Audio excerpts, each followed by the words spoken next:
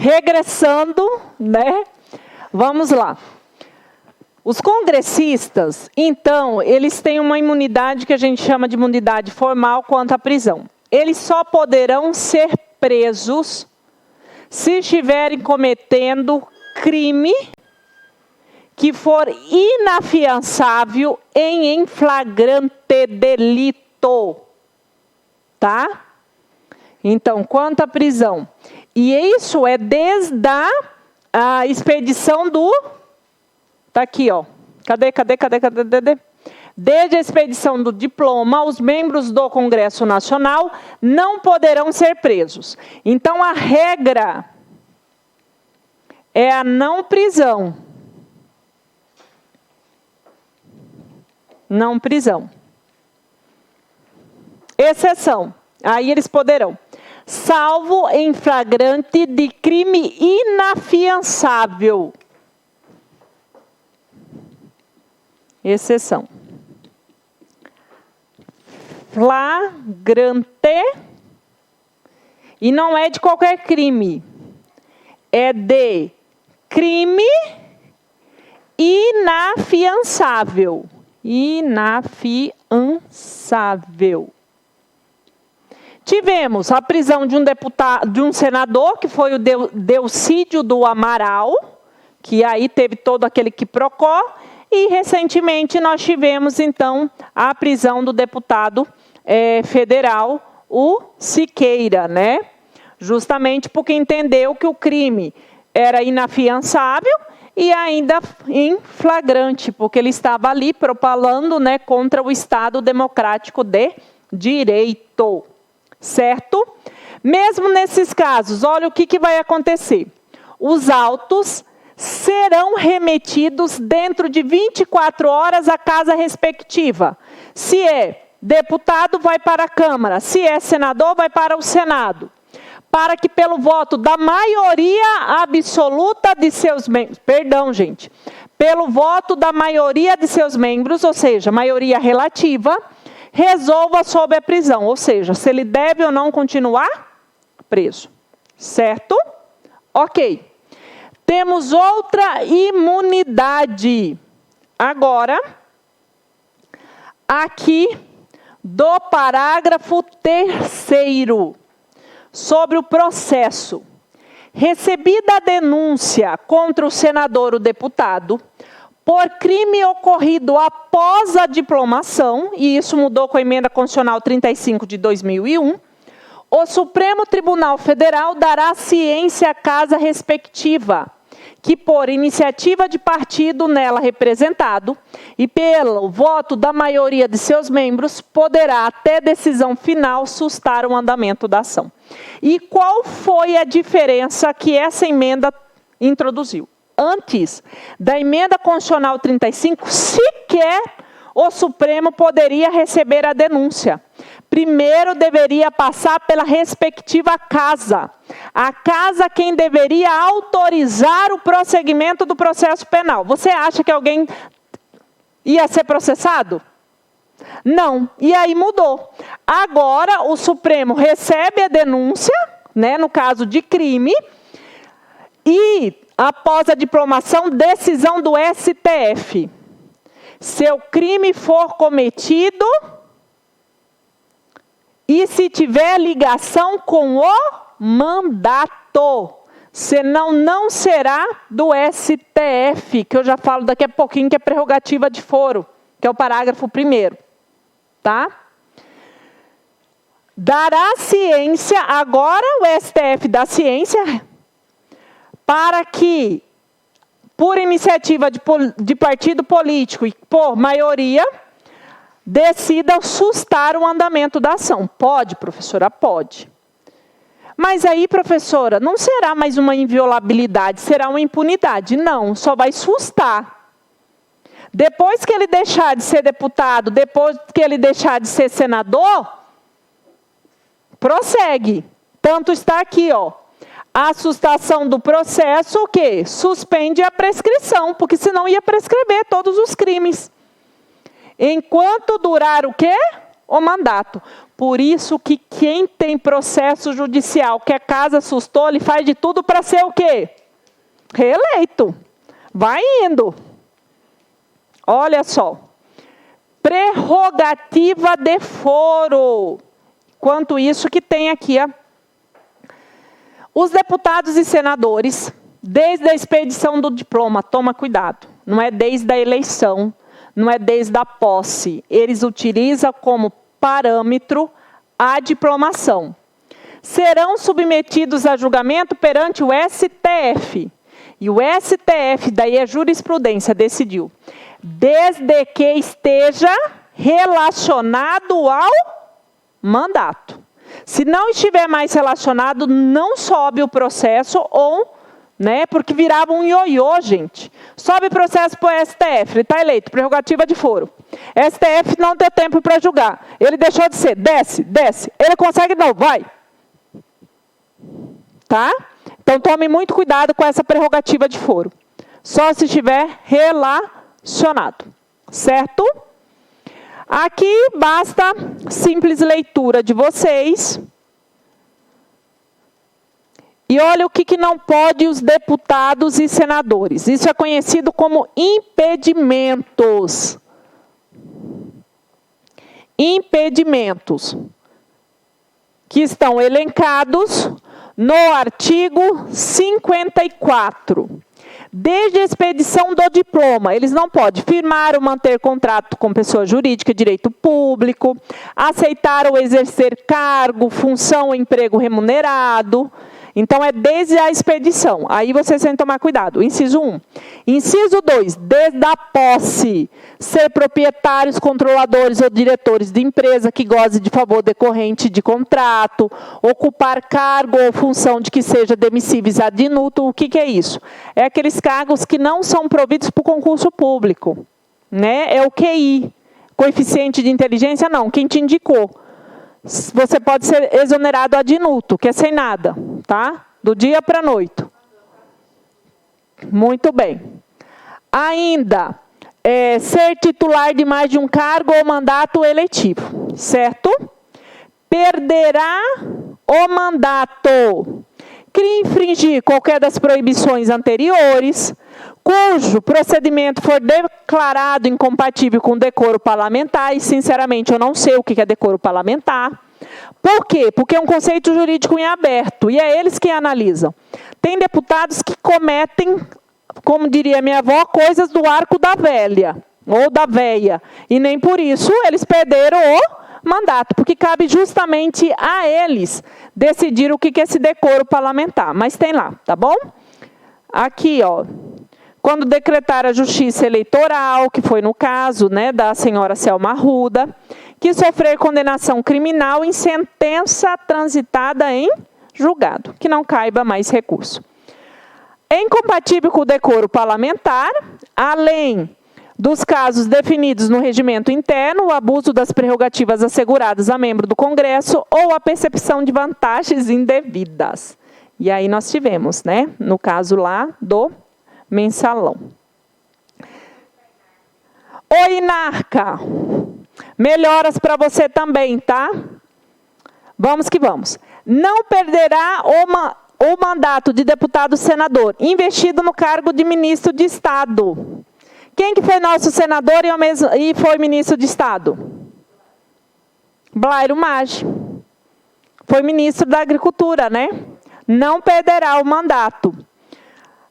Investido no cargo de ministro de Estado, se porventura for indicado para ser governador de território, secretário de Estado, do Distrito Federal de Território, de Prefeitura da Capital ou chefe de missão diplomática. Licenciado pela respectiva casa por motivo de doença ou para tratar sem remuneração de interesse particular, desde que, nesse caso, o afastamento não ultrapasse 120 dias por sessão legislativa. Esses dias que começa a cair na prova, tá? Que gostam de cair na prova. Tem esse parâmetro, não pode ultrapassar 120 dias. Tá ok? O suplente será convocado nos casos de vaga de investidura em funções, prevista neste artigo, ou de licença superior a 120 dias. Certo?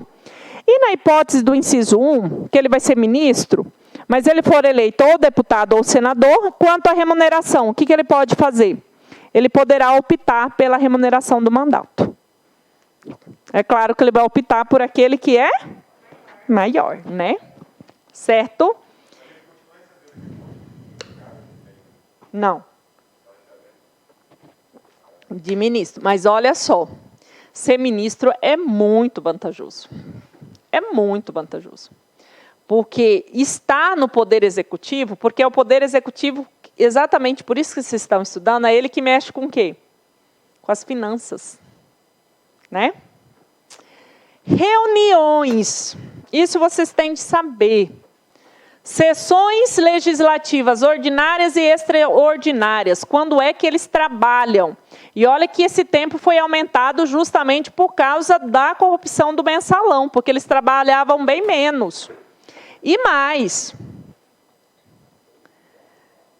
não só, venham comigo, isso aqui vocês precisam, porque isso cai em prova. Nós já vimos que a legislatura é de quanto tempo?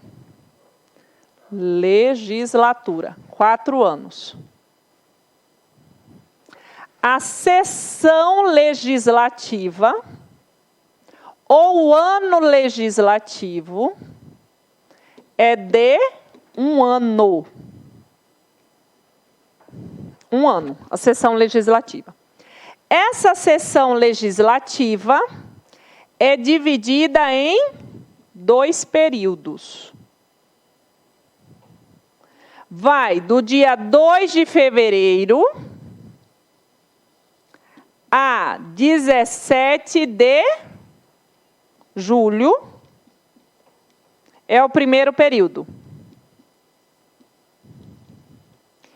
E de 1º de agosto a 22 de dezembro. Segundo período. Durante esses períodos, de 2 de fevereiro a 17 de julho, de 1º de agosto a 22 de dezembro, as sessões realizadas são chamadas de sessões ordinárias. E as sessões extraordinárias, professora, ocorrem durante o recesso parlamentar. E o recesso vai do dia 18 de julho, 18 a 31 de julho, e de 23 de dezembro a 1º de fevereiro. E olha só, antes da emenda constitucional, quando eles eram convocados e eles deixavam muita coisa que eles não conseguiam resolver, eles recebiam para participar das sessões extraordinárias. Veio a emenda constitucional e falou, ó, isso que é o diferencial, está aqui. O Congresso Nacional reunir-se-á anualmente na Constituição Federal, na capital federal, de 2 de fevereiro a 17 de julho e de 1º de agosto a 22 de dezembro. As reuniões marcadas para estas datas serão transferidas para o 1º dia útil subsequente, quando recaírem sábados, domingos ou feriados, porque eles não trabalham. A sessão legislativa não será interrompida sem aprovação do projeto de lei de diretrizes orçamentárias, da LDO. E mais, além de outros casos previstos nesta Constituição, a Câmara dos Deputados e o Senado Federal reunir-se-ão em sessão conjunta para o quê? Inaugurar a sessão legislativa, que aí será, né, o ano subsequente ao das eleições, e aí será no dia 1º de fevereiro.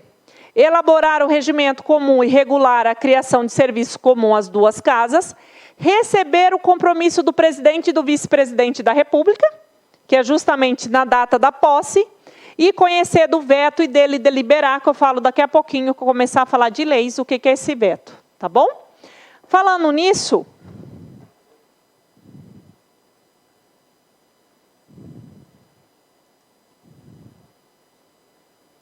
ontem nós falamos da posse do governador. Por que não vai, bênção? Que passou a ser dia 6. E aí nós questionamos do presidente, né? Não. Também foi modificado pela mesma emenda, que a emenda que eu falo ainda hoje, a emenda 111 de 2021, que passa a ser para 5 de janeiro. É 5 de janeiro. 5 de janeiro, tá bom, gente? Tá aí, ó. É. Prefeito. Não, governador é 6. Até porque, gente, para que eles possam participar do ato solene. Porque não dava de participar. Porque era tudo 1º de janeiro. É, cada um na sua. E lá tem de demonstrar apoio, né? Para ver quem que foi lá. Dos homens, sim. Das mulheres, que eu acho uma aberração ainda, mas os jornais só falam disso, é saber qual que foi o penteado, qual que foi o vestido e qual que foi a marca do sapato. Pelo amor de Deus, né? É bem mais que isso. Voltemos.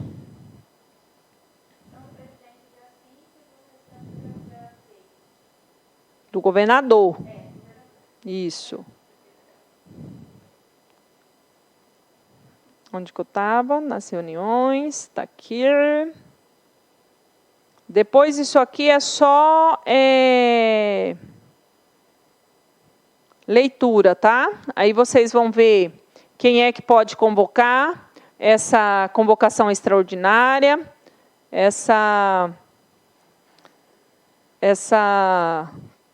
quem são os legitimados, tá bom? Olha só o parágrafo 7º, esse que é maravilhoso.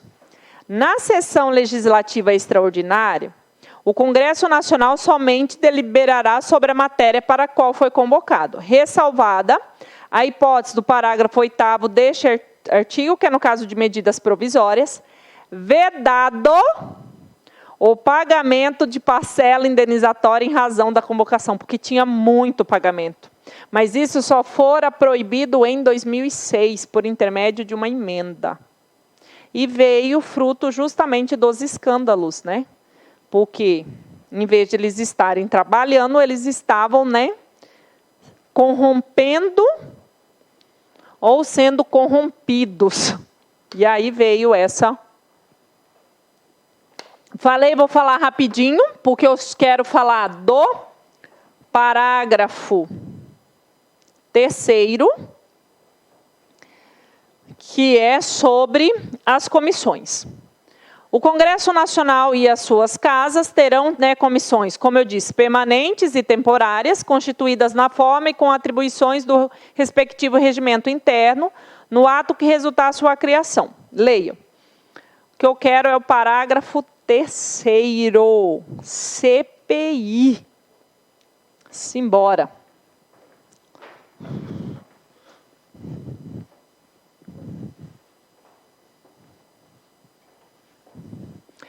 Comissão Parlamentar de Inquérito.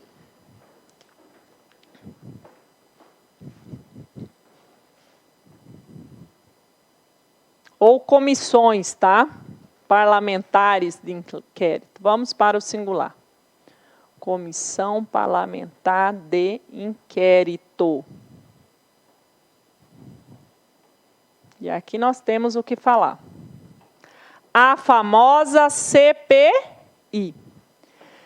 Se ela for só da Câmara, ela é CPI. Se ela for só do Senado, ela é CPI, como ocorreu com a CPI do Covid, que foi no Senado. Mas nós podemos ter CPMI. Comissão Parlamentar Mista de Inquérito, quando atua as duas casas. Não se esqueçam disso. E quando e por que é instaurada uma CPI, gente? Disse a vocês que ao Poder Legislativo cabe legislar, que eu começo já agora no artigo 59. Mas também cabe o quê? Fiscalizar, em mesmo grau hierárquico. E uma das maneiras que o Poder Legislativo tem de fiscalizar tanto é que é o Legislativo Federal, Estadual ou Municipal, é por intermédio da Comissão Parlamentar de Inquérito. E olha o que diz o parágrafo 3º. As comissões parlamentares de inquérito, que terão poderes de investigação, só de investigação, próprio das autoridades judiciais, cuidado, já caí numa questão dessa que apareceu aqui, policiais, eu li tão rápida que eu marquei verdadeira. Judiciais, ou seja, eles terão poderes como se fossem juízes, mas espera lá, daqui a pouquinho eu já falo dos limites.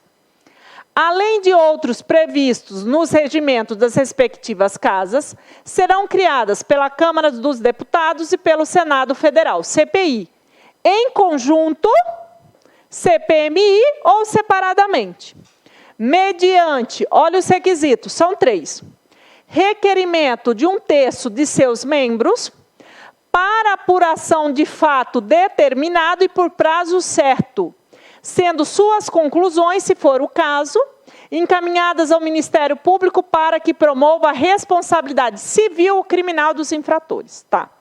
Então, vamos lá. Para que tenha uma CPI ou CPMI, 3 são os requisitos. Primeiro, que o fato seja determinado. Covid, saber de quem foi a responsabilidade pela compra ou não compra das vacinas. Covid, lá você não ouviu falar de transporte, lá você não ouviu falar de educação. O fato, ele é determinado.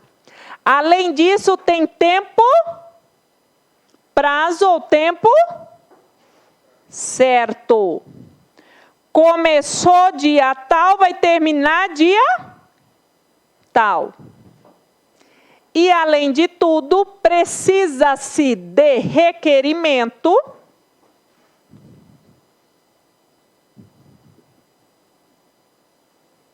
de 1/3 de seus membros. Se for da Câmara, 1/3 da Câmara. Se for do Senado, 1/3 do Senado. Esses são os 3 requisitos. Por que que eu digo isso? Porque no Brasil, gente, atualmente, criam-se fantasmas que não existem. Criam-se situações que não poderiam ser criadas. Por quê? Porque para a instauração da CPI da Covid, já tinha o requerimento de 1/3 dos membros do Senado, era sobre fatos determinado e teria um prazo certo. Mas não se não se instaurava a CPI da Covid, por questões políticas, extremamente políticas. Eis que tiveram de bater as portas do STF, e o STF, então, determinou a instauração da CPI. E aí vieram na televisão falar que o STF estava intervindo de maneira arbitrária no poder legislativo. Claro que não. Por quê? Quem acionou o STF foram os próprios senadores. Ou seja, o STF não age de ofício, ele age provocado. E a decisão do STF foi justamente para dar vigor, vigência ao parágrafo 3º do artigo 58. Porque se os requisitos estão preenchidos, a CPI deve ser o quê? Instaurada. Barganha política. Por quê? Foram colhidas várias informações, vocês viram, já falo, inclusive, da prisão lá do Roberto Dias, quando o Omar Aziz, né, decidiu mandar prendê-lo e tudo mais. Tudo que eles colheram nessa investigação foi enviado a quem? Ao Ministério Público, que, por sinal, também é muito próximo ao governo atual, que enrolou, até mandar para o Poder Judiciário. Porque é o Poder Judiciário competente para responsabilizar civil ou criminalmente os infratores. E eles, tudo isso aqui, a responsabilidade, eles querem que recaia sobre quem? Exatamente. Então, por isso, essa demora em ter a CPI. Tome cuidado. Essas pessoas, e ali é obedecer no regimento interno de escolha, quem vai ser o presidente, o vice-presidente da CPI e tudo mais, eles têm poderes de investigação próprio das autoridades judiciais. Então, eles podem, o que eles podem fazer? Ouvir testemunhas, requisitar documentos. Agora, eles não podem, de forma alguma, determinar a busca e apreensão domiciliar. Por quê? Porque nós vimos que a casa é asilo inviolável. Se tiver busca e apreensão domiciliar, quem que tem de determinar? O juiz. Então, tem uma reserva de jurisdição. Então, eles não podem, geralmente cai isso em prova, eles não podem determinar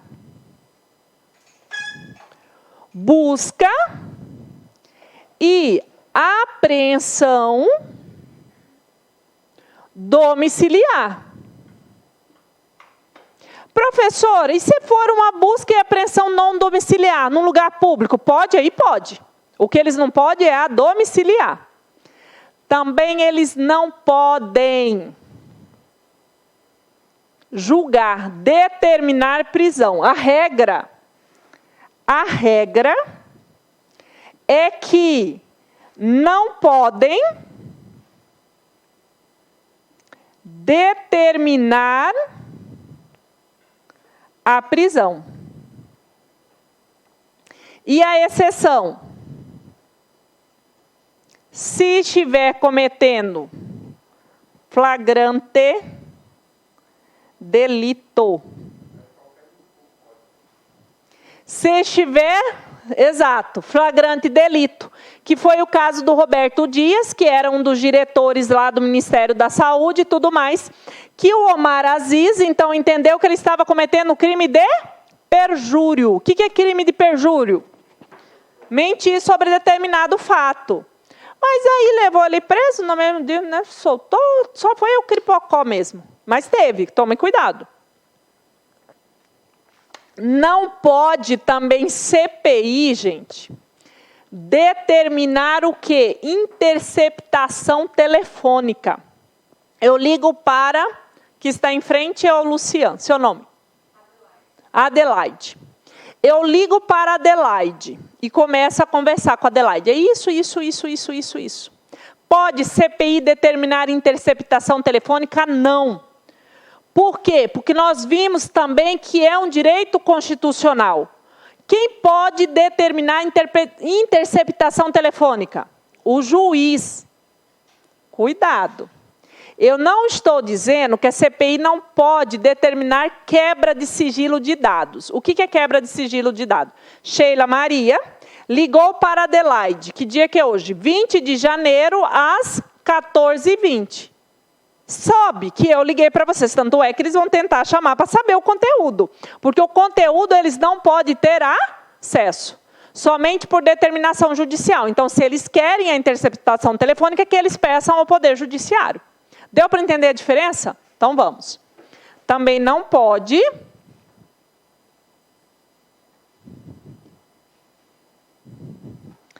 determinar a interceptação, também cai como escuta, tá, gente? A interceptação telefônica. Agora, o que eles podem? Determinar quebra de sigilo o quê? De dados fiscais e bancários.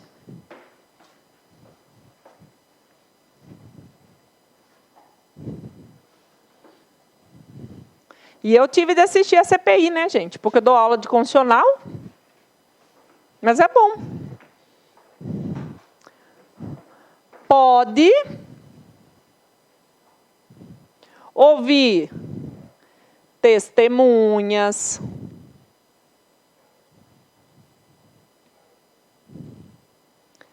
pode determinar quebra de sigilo bancário de dados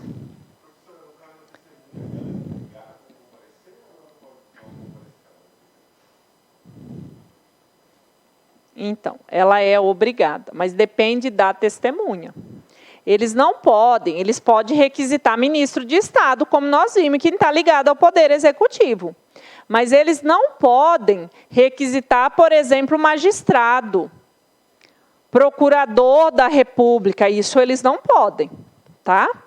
Então, ó, quebra de sigilo bancário de dados e telefônico. Ué, professora, pode a quebra do sigilo telefônico? Pode. O sigilo telefônico é só saber quem ligou para quem em qual horário.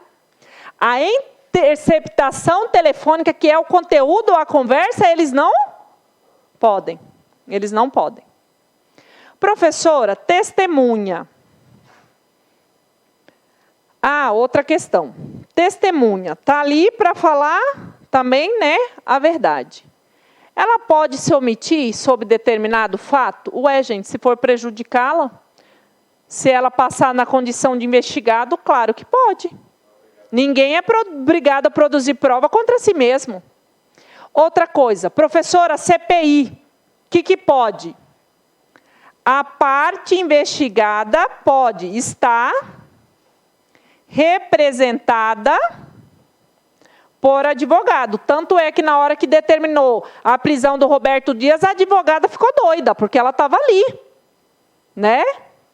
Pode estar representado por advogados. Advogados estarão presentes, sem problema algum. Tá? E mais, o que se teve, gente, dos investigados?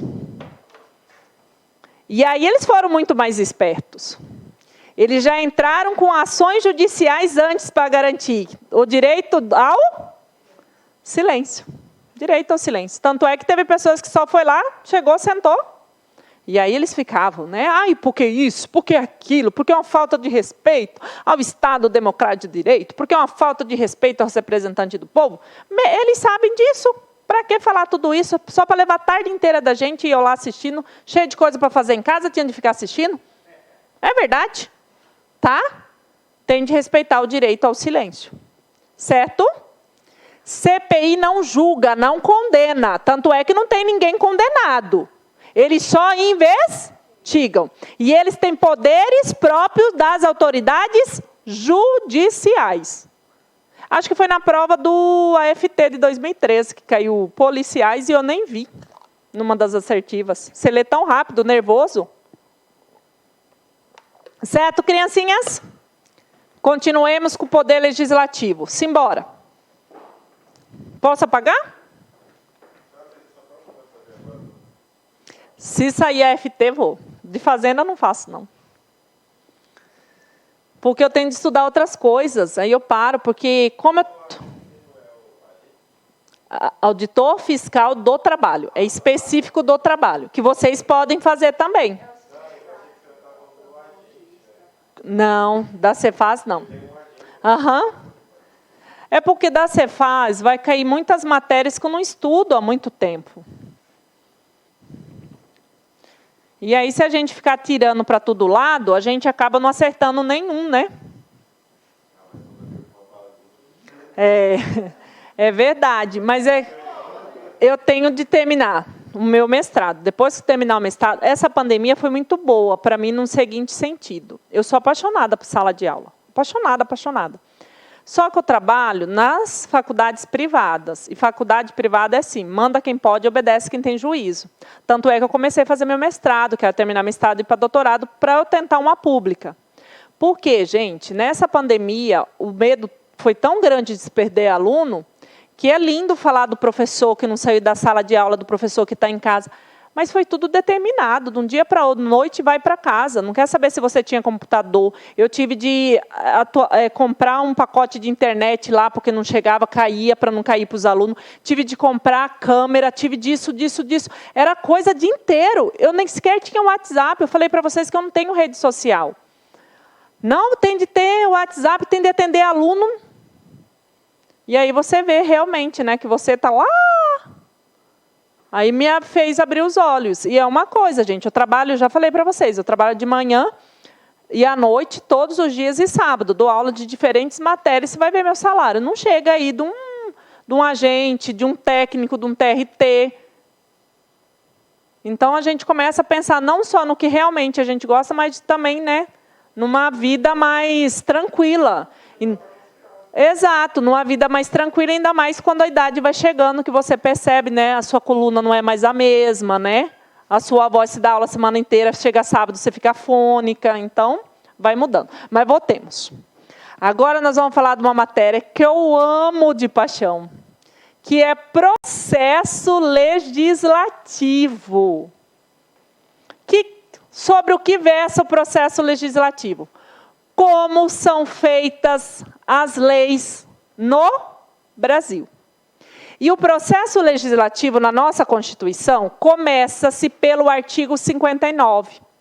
E o artigo 59, nos seus 7 incisos, não está aqui, né, lindo para minha cara, descendo.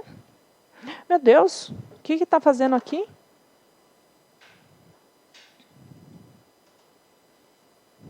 Pai nosso.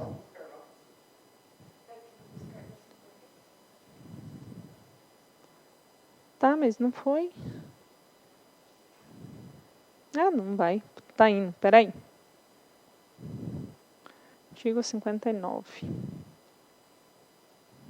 Tá aqui. Nos 7 incisos, nós temos quais são as nossas espécies normativas primárias. Está aqui. O processo legislativo compreende a elaboração de emendas à Constituição, leis complementares, leis ordinárias, leis delegadas, medidas provisórias, decretos legislativos e resoluções. Então, quais são as nossas espécies normativas? A grosso modo, porque sou professora de constitucional, quais são as nossas leis? Tá? Por que eu estou dizendo a grosso modo? Porque lei mesmo, nós vamos ter lei ordinária e lei complementar. Quais são as nossas espécies normativas? E são conhecidas como espécies normativas primárias. Porque depois nós teremos outros. Por exemplo, sai uma lei complementar. O presidente vem, vocês aprenderam isso, em poder regulamentar, direito administrativo, e edita um decreto. Aí já é secundário, porque está abaixo. Primário por quê? Porque elas buscam validade diretamente na Constituição. E quais são as espécies normativas? Primeiro, emendas à Constituição.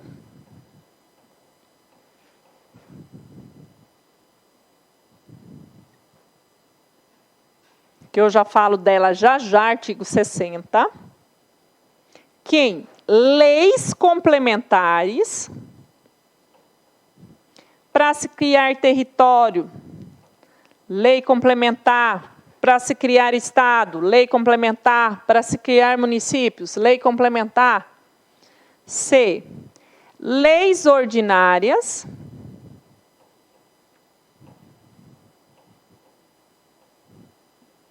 D, lei delegada ou leis delegada. Leis delegadas.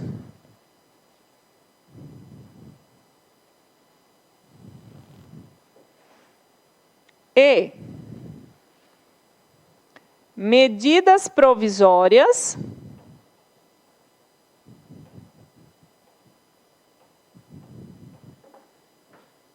F, decretos, mas não são quaisquer decretos, são decretos legislativos. Aqueles lá editados pelo Congresso Nacional, tá bom? E ainda as resoluções das casas, da Câmara ou do Senado. São eles que editam resoluções. Certo?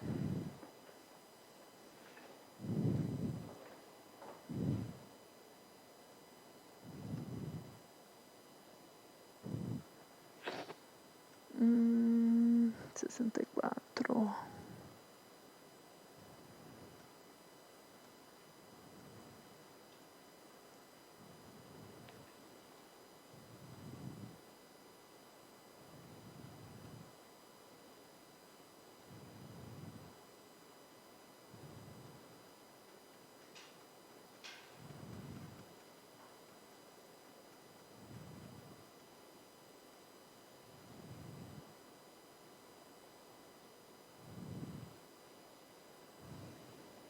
ok?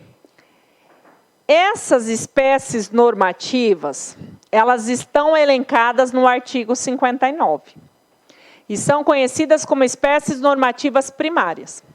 Mas ontem nós vimos que os tratados internacionais de direitos humanos, que forem aprovados por 2 turnos em cada casa do Congresso, por 3/5 dos respectivos membros, serão equivalentes às emendas. Se são equivalentes às emendas, são normas, são espécies normativas e serão primárias. Então, nós ainda temos, agora, vou até puxar aqui, nós ainda temos os tratados internacionais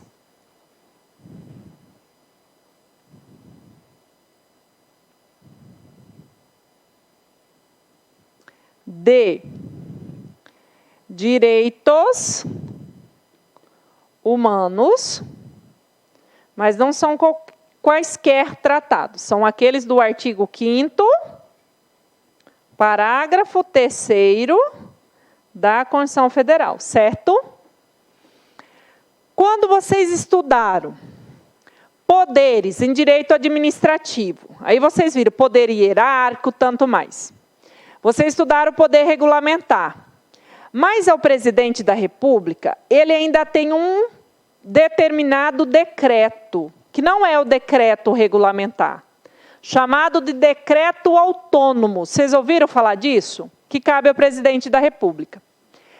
Exatamente. Esse decreto autônomo, ele está previsto no artigo 84, no inciso 6 da nossa Constituição. Vejam. Compete privativamente ao presidente da República dispor, mediante decreto, sobre... Não é qualquer decreto, é autônomo, porque busca validade diretamente na Constituição. Sobre o quê? Organização e funcionamento da administração federal, quando não implicar aumento de despesa, nem criação ou extinção de órgãos públicos. Aí ele pode editar o decreto autônomo. Ou extinção de funções ou cargos públicos, o quê? Quando vagos. Pois bem, esses decretos autônomos podem cair na prova de vocês. É uma das espécies, são decretos, uma das espécies normativas primárias. Tá bom? E ainda os decretos autônomos.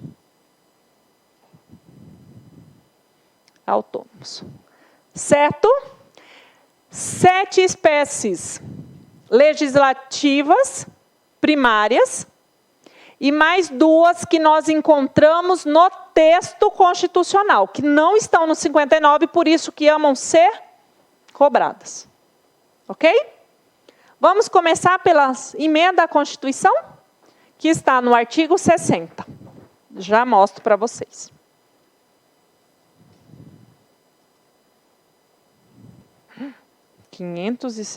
Ô, Sheila Maria, já pensou?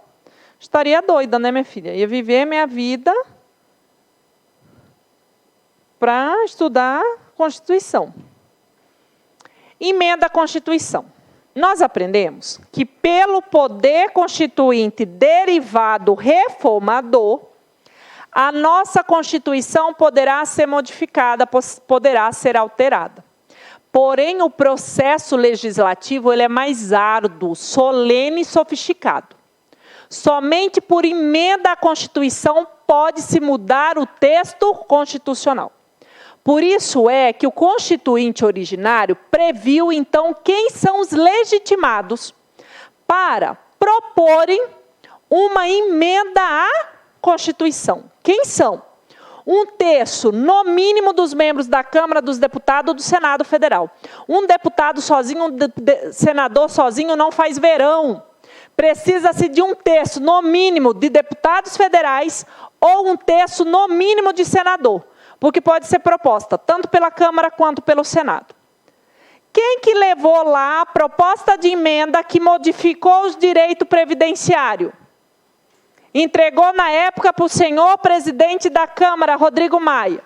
O presidente da República. Ele pode. E quem mais? mais da metade das Assembleias Legislativas das unidades da Federação. E aqui entra a Câmara Legislativa. Se nós temos 27, mais da metade é quantos? 14.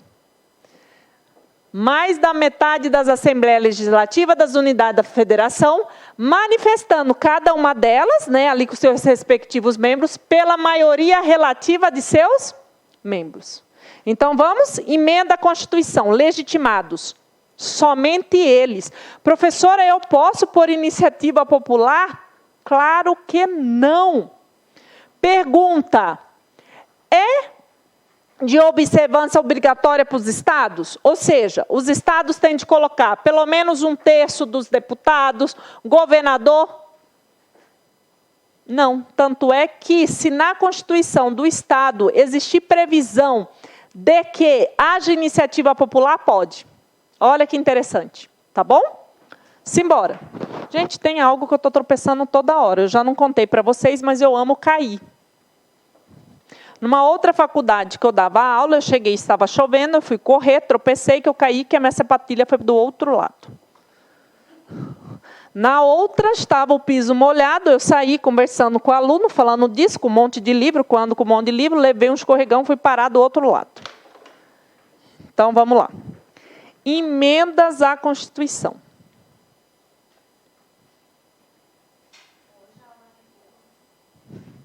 E eu estou achando que não rendeu nada, gente. Eu não saí do primeiro poder. Emendas à Constituição. Quem são os legitimados? Legitimados. A. 1/3, no mínimo, de quem? De deputados federais ou, cuidado, prova ama colocar e do Senado Federal. Ainda quem? O PR. Quem que é o PR? Procurador da República. Mais quem? Mais... eu falei o quê?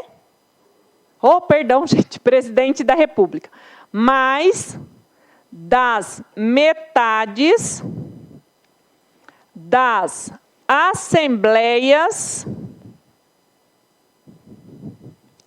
legislativas, sendo que cada uma delas tem de ter manifestação da maioria relativa de seus membros.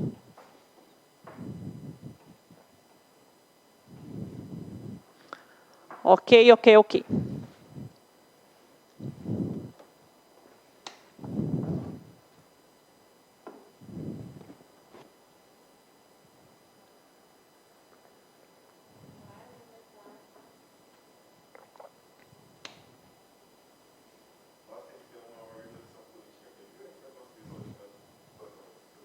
Aqui, né?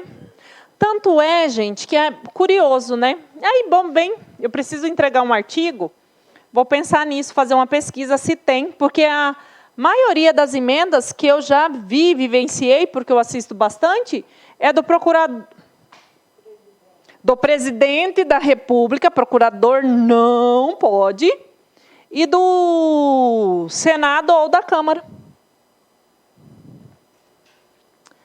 Posso? A Constituição Federal, em determinados momentos, ou seja, por circunstâncias, ela não poderá ser emendada. E quais são essas circunstâncias? Essas limitações circunstanciais. Quando estiver ocorrendo estado de sítio, estado de defesa e intervenção federal. Fala.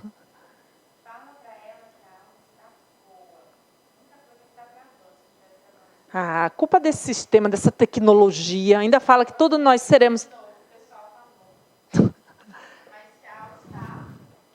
Tá, então vamos. Posso? Já posso apagar, Nayara? Então tá bom.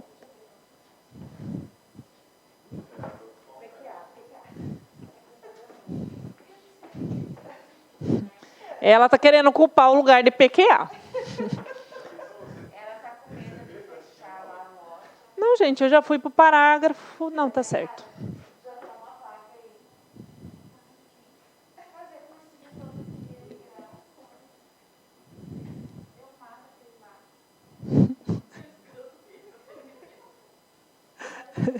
Ela tem problema.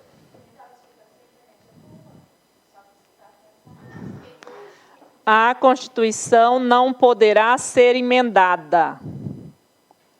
Ser emendada. Emendada. Na vigência do quê? Intervenção federal, que eu falei muito rapidinho ontem. Estado de sítio, estado de defesa, que eu espero ainda falar quando falar do Poder Executivo. Acho que é tudo com letra maiúscula. Não.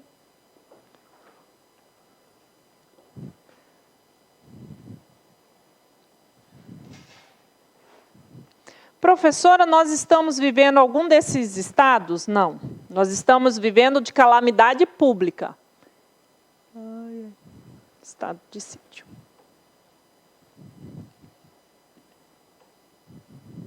Viu como é bem melhor, gente, a professora ir na lousa? Porque eu trago slide e aí vocês não copiam, depois vocês não lembram. Aí eu liguei hoje para o Manuel e falei, não, Manuel, eu vou parar de fazer. Primeiro que eu não gosto, né? Já falei para vocês que eu vou tudo escrevendo. Certo?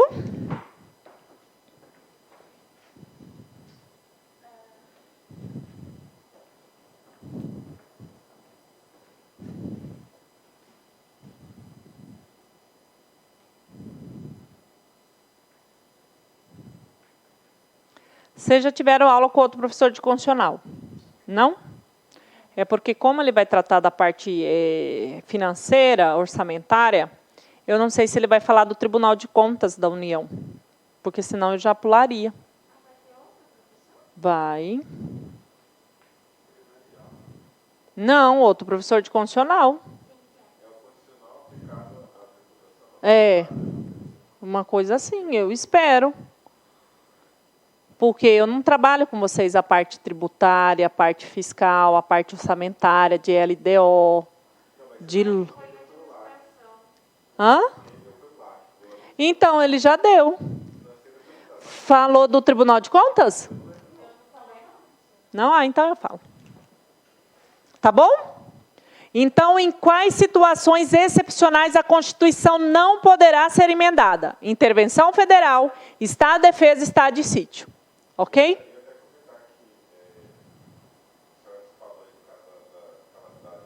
Aham. Muitas emendas. No ADCT, então, vai lá no ADCT para você dar uma olhada. Votação e aprovação de emenda. Totalmente diferente. Votação e aprovação de emenda. A Constituição, é claro. Vejam só. Lei complementar, um turno na Câmara dos Deputados, um turno no Senado Federal, maioria absoluta, envia para o presidente da República, para sancionar ou vetar.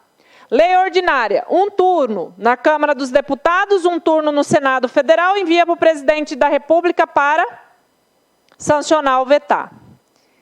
Emendas à Constituição. 2 turnos em cada casa. Gente, se a proposta de emenda for da Câmara dos Deputados, começa na Câmara dos Deputados. Se a proposta de emenda for do presidente da República, começa na Câmara dos Deputados. Se a proposta de emenda for das Assembleias Legislativas, começa na Câmara dos Deputados. Por quê? É mandamento constitucional. Os projetos de lei, projetos de emenda, em regra, começa-se na Câmara dos Deputados, porque é a casa do povo. Só começa no Senado Federal se for proposta do Senado Federal. Então, Vamos pela regra? Começou na Câmara. Discutiu no primeiro turno. Votou. Precisa-se ao quórum qualificadíssimo. Quórum de 3/5 dos respectivos membros. 3/5, gente, para quem é bom de matemática, é 60%. Conseguiu 3/5, votou o primeiro turno, vota-se o segundo turno na Câmara. Professora, tem interstício de tempo entre o primeiro e o segundo turno? A Constituição não prevê. Não tem. Votou 2 turnos, conseguiu 3/5 no primeiro turno, vota segundo turno, consegue 3/5. Vai para o Senado. No Senado, se começou na Câmara, se começou no Senado, vai para a Câmara, tá? No Senado, vota-se 2 turnos e tem também de conseguir o quórum de 3/5. Geralmente eles não fazem isso porque eles acrescentam emendas, né? Que não é emenda à Constituição, emenda no sentido de adicionar algo. Mas nada obsta. Caiu na prova, salvo engano, do CESP, que o interstício entre um turno e outro é de 10 dias. Por isso que eu estou falando, eu já fiz essa questão. Não tem. Aí eu fui pesquisar. Tá? Lá no regimento interno, eles têm uma questão de se houve não sei o quê, aí espera um prazo. Mas não tem. Pela Constituição, não tem. Está aqui. Cadê eu? Como que está no SENC? Ele mudou sozinho. Eu deixei aqui nos 60, gente. Opa. Tem algo muito doido acontecendo. Né? E eu ainda não terminei, crianças. Eu ainda vou dar lei ordinária e lei complementar. Caroline, você vai perder muita coisa. Se fosse você, não iria embora. Vamos, crianças? Posso ler com vocês? Parágrafo 2º. Tchau. A proposta do quê? De emenda, será discutida e votada em cada casa do Congresso Nacional em 2 turnos, considerando-se aprovada, se obtiver em ambos 3/5 dos respectivos membros.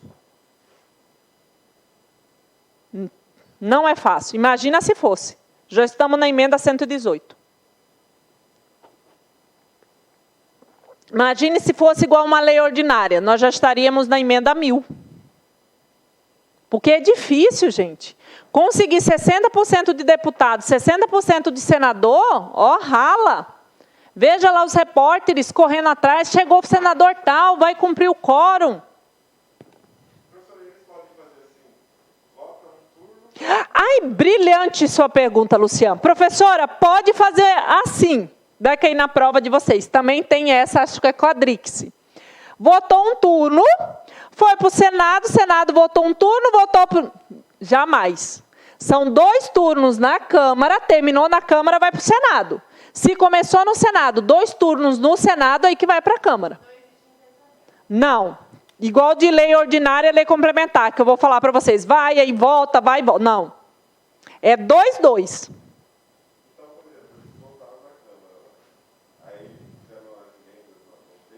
Uhum. Foi para o Senado. Se o Senado fizer as emendas que ele quiser e não agradar o pessoal da Câmara, falou. Está aqui. Aí tem a promulgação. Porque aí pode ser que eles não promulguem. Exato. Mas não volta. Por isso que... Isso eu só fui aprender agora no mestrado. Porque durante a graduação eu aprendi o seguinte, gente... Quem detém maiores poderes é a Câmara dos Deputados. Porque, em regra, vai ser a iniciadora. Quem é revisor é o Senado. Mas, gente, é uma visão totalmente deturpada. O Senado tem muito mais poder do que a Câmara. Exatamente. E são menos senadores. A Câmara, não sei se vocês já chegaram a assistir uma discussão de projeto no plenário. É terrível, você não entende nada. Tá? Mas Lei ordinária, lei complementar. Terminou a parte constitutiva, que é no Senado, ou que é no Congresso, envia-se para o presidente da República a participação do Poder Executivo. Ele vai sancionar ou vai vetar esse projeto de lei. Emendas à Constituição. Quem é que vai promulgar? As respectivas mesas da Câmara dos Deputados e do Senado Federal, respeitando o número de ordem, ou seja, mesa da Câmara, depois mesa do Senado. Tá bom? Promulgação. Nesse caso aí, depois que o Senado aprovou, aí vai Para promulgar, vai para as mesas diretoras. para o presidente. Jamais, de forma alguma. Minha irmã, super bem classificada para cartório. Pergunta de constitucional é essa. Nervoso, o presidente da República foi lá embaixo. Pegou o cartório lá em Mimoso. E eu lá fora. Ela saiu e falou assim, Sheila, você não vai acreditar. Errei a questão de constitucional. Justamente aí, porque no nervoso, né, lei ordinária, lei complementar vai para o presidente. E a pergunta foi justamente, quem é que promulga a emenda à Constituição? Sem titubear, ela respondeu, o presidente da República. Sabatina, oral, prova oral. Para cartório, última fase. Até hoje ela fala, Jesus, onde que eu estava com a cabeça? Mas nervoso, gente, nervoso, você vai respondendo qualquer coisa, até seu nome se esquece. É verdade, né? Ainda mais quando você está muito cobrado, né? Promulgação. Vou até escrever aqui. Não é o presidente. Tem um quadrinho com esse esquema. Tem. Eu tenho no meu caderno, mas eu vou... Não é o presidente. Não é o presidente. Então, quem? Quem? Deixa eu só ver como está escrito corretinho. Mesas da Câmara dos Deputados e do Senado Federal. Toma cuidado, respeitando o respectivo número de ordem, é nessa ordem.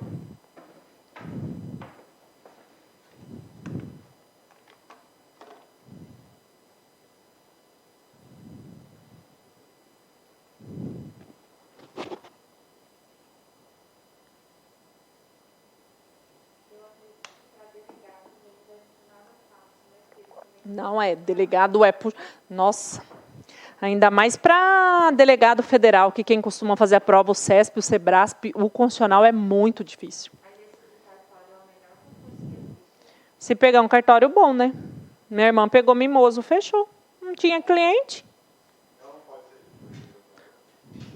Tem remoção, né? Se ela aguentasse ficar mais tempo, mas... E tem um repasse de 5 mil e pouquinho líquido. Mas ela lá no interior, com a filhinha dela, eu acho que se eu tivesse ido ficar com ela, até ela aguentaria mais. Mas aí eu dando aula, tudo mais, ela falou, ó, se é para ganhar 5 mil, eu ganho como advogada, né? Ela é advogada, atua super bem.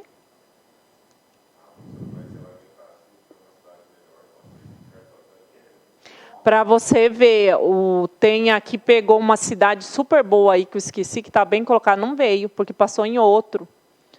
E aí já vai abrir, né? Mas aí ela está estudando, vamos ver. Ela está estudando para ser faz agora.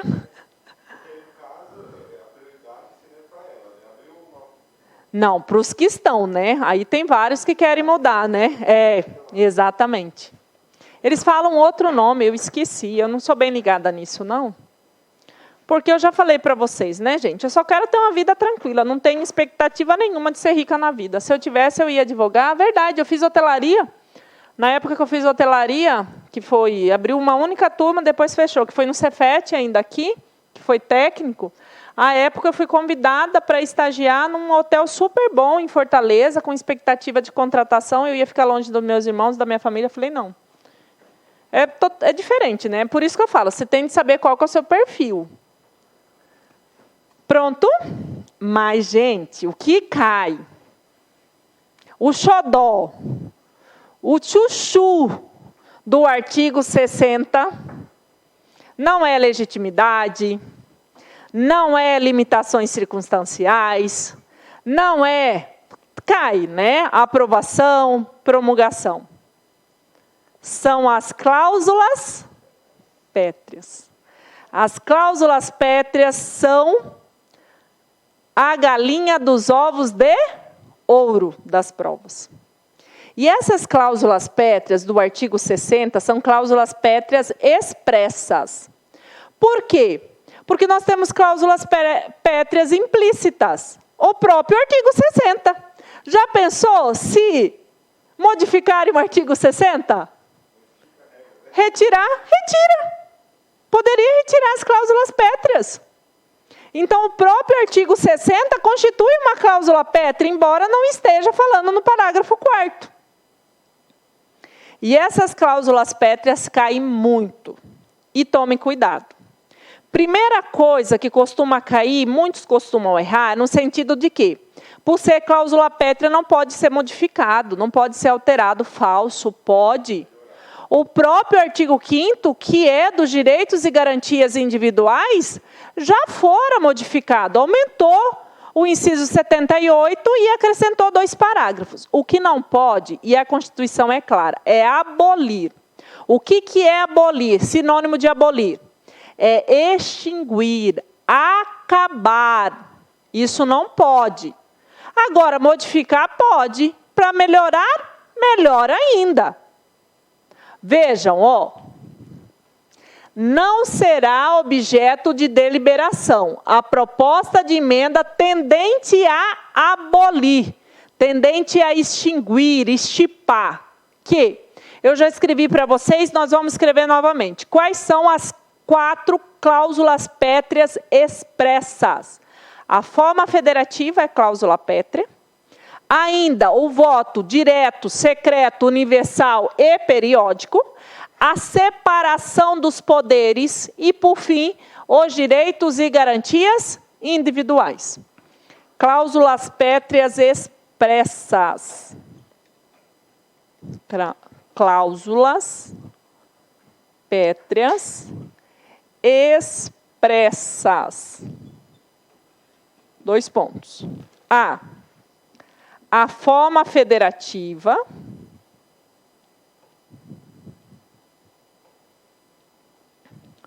B, o voto.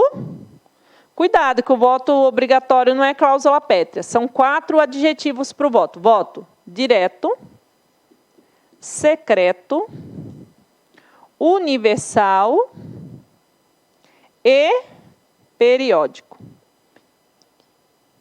Periódico. Ainda, a separação dos poderes.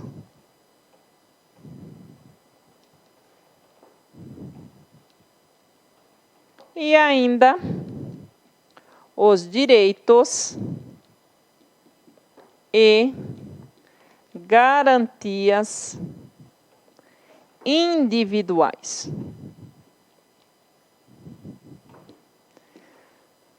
Certo? O cansaço vai batendo, a letra vai ficando.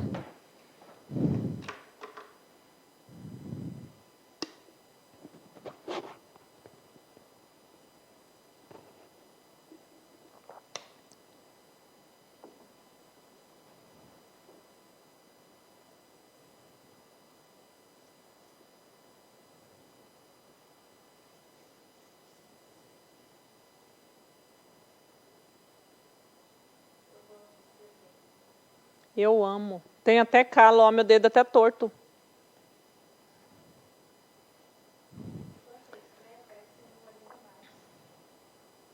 Isso demonstra a nossa idade. Isso quer dizer que nós somos ou da década de 80 ou de 90, porque os alunos do 2000 é tudo no dedo.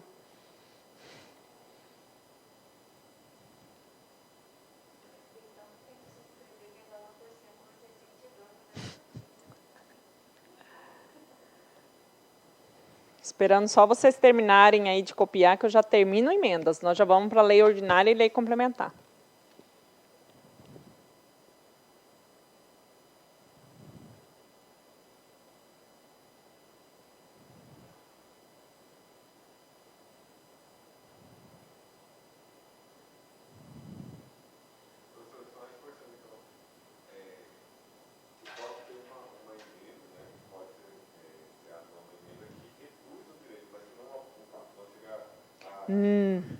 Isso. Não, e restringir também não, nesse sentido de restringir. Por exemplo, constitui uma garantia individual nossa, que estão querendo aí que eu ouço toda hora. Vão tirar férias, vão tirar FGTS. Sob a égide dessa Constituição, não, só se vira outra. Porque aí seria uma restrição. Ou até mesmo diminuir, lá está 1/3, aumenta-se 1/3. Diminuir esse patamar de 1/3, também pode? Também não. Agora, se quiserem aumentar para metade, eu fico muito feliz, né? Eu agradeço. Se quiserem trazer um 14º salário, eu fico feliz mais ainda, né?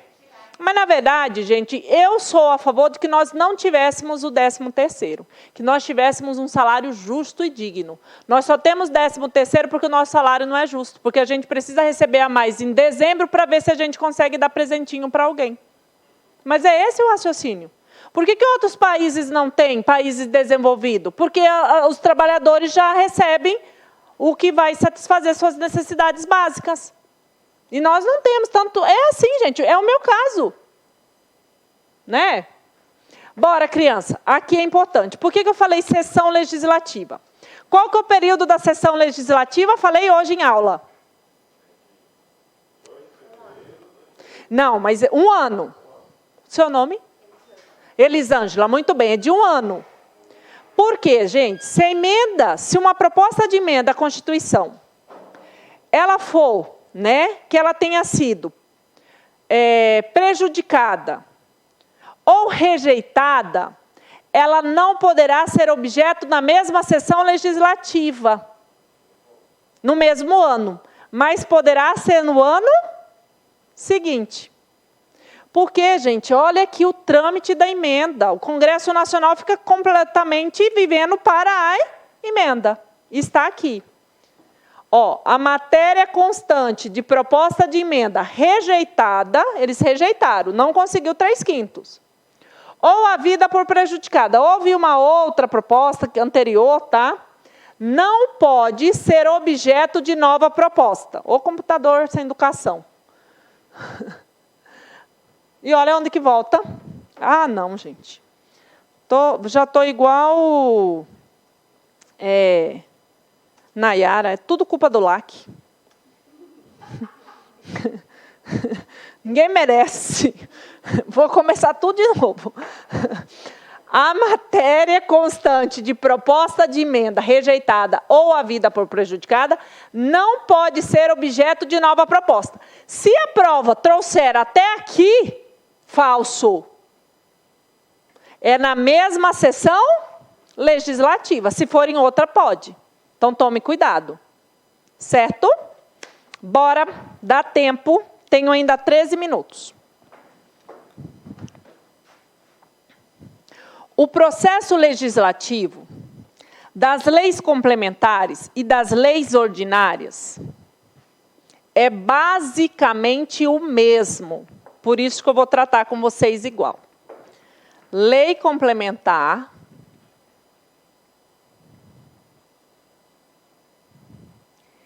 e lei ordinária. O que é algo ordinário, gente? Quando nós, mulheres, amamos chamar os homens, mas ele é um ordinário. Não é xingamento, é só dizer que ele é comum, é igual a todos. Ser igual a todos já é xingamento para eles, né? Mas o ordinário é comum. Tá. Mas, professora, essas leis têm 2 diferenciações. Você já sabe a primeira.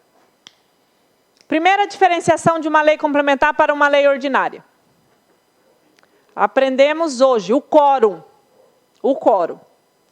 Lei complementar, maioria absoluta. Lei ordinária, maioria simples. Então, a primeira diferenciação, vou escrever aqui, diferenciações, porque demais é tudo igual. Diferenciações. Gente, tem hora eu travo. Lei complementar requer maioria absoluta para aprovação.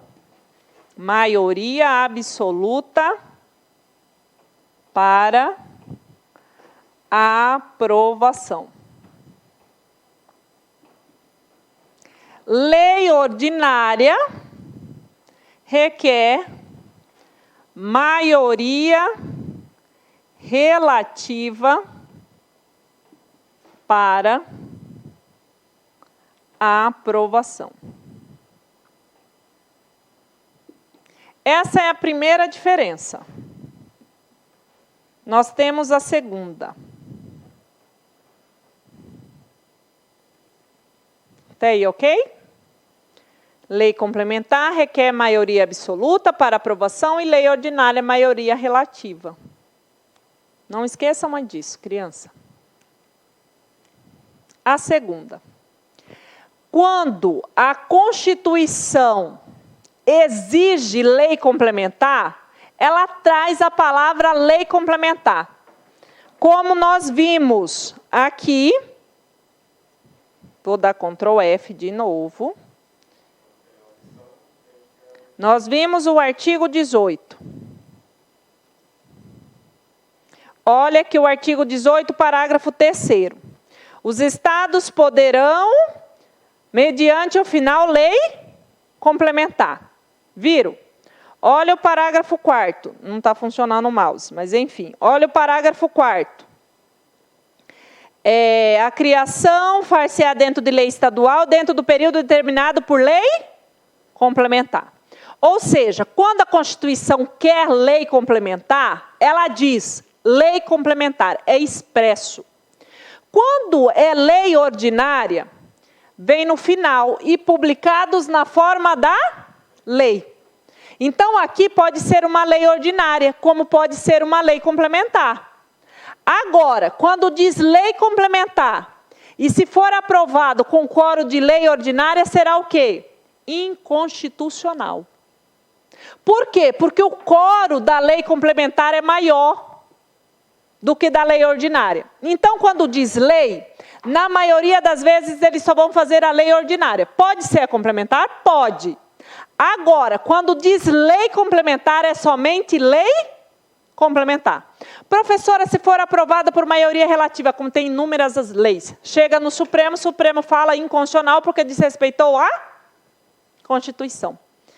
Cuidado. Ai, professora, como lei complementar é maioria absoluta, ela é hierarquicamente superior à lei ordinária. Onde que vocês viram isso escrito?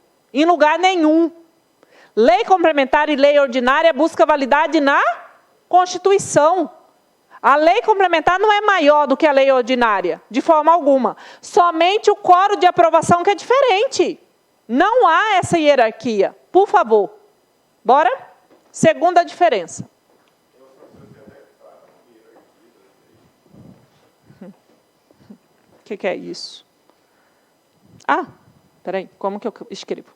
A Constituição Federal, quando exige lei complementar, a Constituição Federal, quando exige lei complementar,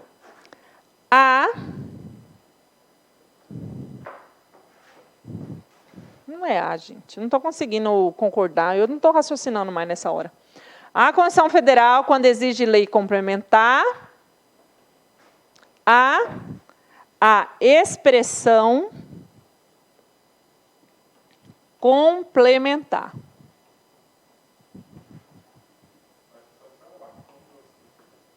A Constituição Federal, quando exige lei complementar, a expressão complementar, tá certo? A expressão complementar.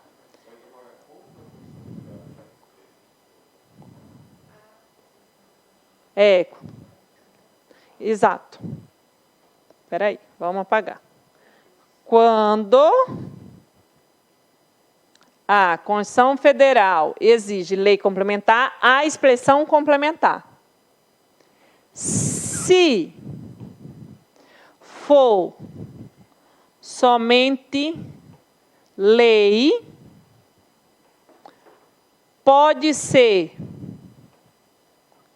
complementar ou ordinária. Quando for somente lei, pode ser complementar e ordinária. E por exigir complementar e for realizada a ordinária, será o quê? Inconstitucional. Inconstitucional.